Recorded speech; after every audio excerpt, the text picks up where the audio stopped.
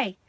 In our last music theory supplemental course that goes along with those sheets I passed out to you, we talked about clefs and time signatures and meter and note values. This time I'm going to talk to you about key signatures and sharps and flats. If you're playing music, a sharp is that little icon that looks kind of like a pound sign. And it relates to moving up the tone 1/2 step. As I said before, music, you go up and down it like a ladder. Well, there are half tones in between the major full tones. For instance, if you play the open G string and you put your first finger on right next to the nut, that is G sharp, because you're moving the tone up 1/2 degree, not all the way to the note A. Also, if you were playing with your second finger on the G string and you were playing a B, if you lowered it a 1/2 step right next to your first finger, which is A, it would be called B flat. Well, in music, there are key signatures, and they start off with 1 sharp or flat, and then they increase the number of sharps and flats. As you can see on the sheet called the circle of fifths, there is a way to see this in a graph form, and it is called that circle of fifths. At the top is the key signature C, which has no sharps or flats.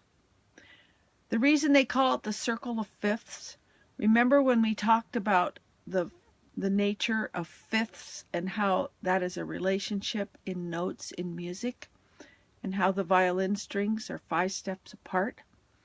Well, it just so happens that when you move from the key of C and you move 5 steps, you hit the key of G, which is the first key to have a sharp, 1 sharp, F sharp. And there's a secret in the world of sharps, because if you will notice sharps in the key signature, if the last sharp, let's say in this case is F sharp, that's the only sharp, you move up 1/2 step and the next note is G, and that is the key. The key of G has 1 sharp, F sharp. Now as you move around this circle of fifths, if you count G, G, A, B, C, D, the next key on that circle of fifths is the key of D. The key of D has 2 sharps, F and C.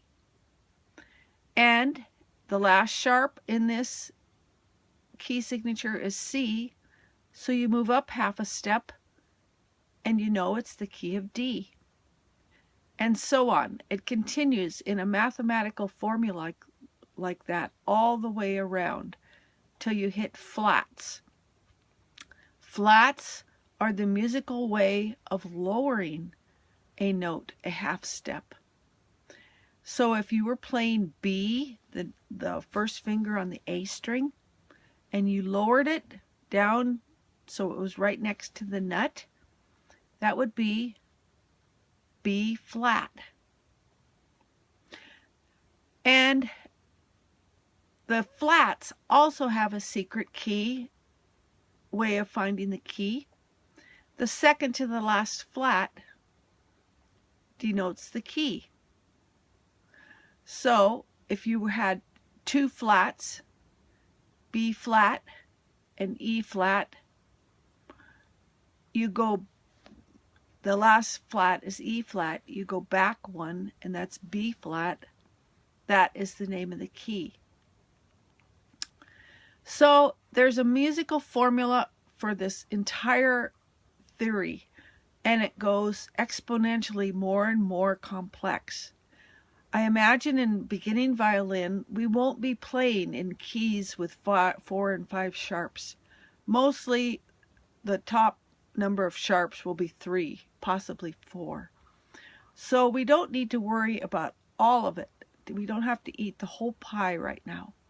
Just know the interrelationship of key signatures, how to tell what key it's in, and learn that the key of G has one sharp, the key of C has no sharps or flats, the key of F has one flat, and so on. Just familiarize yourself. So when we start playing music and you look at the key signature, you can automatically tell the key, and then you can play that scale.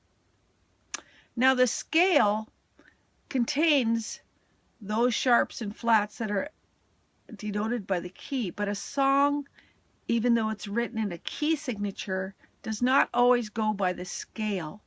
It could be in what's called a mode, and that's a whole nother area. They have Dorian modes, Mixolydian modes, and it's a way of having things sound different, just like there are major keys and minor keys. You will also notice on the circle of fifths that every major key on the outside of the circle has a minor key that's related to it on the inside of the circle. And this relationship is also mathematical, and we will talk about that in the next video. Just know for now that sharps raise the note or the tone a half a step, flats lower it a half a step, and learn the key signatures, the names of the keys of 3 flats and 3 sharps, because that is mostly what you'll be using in beginning violin. Alrighty, bye.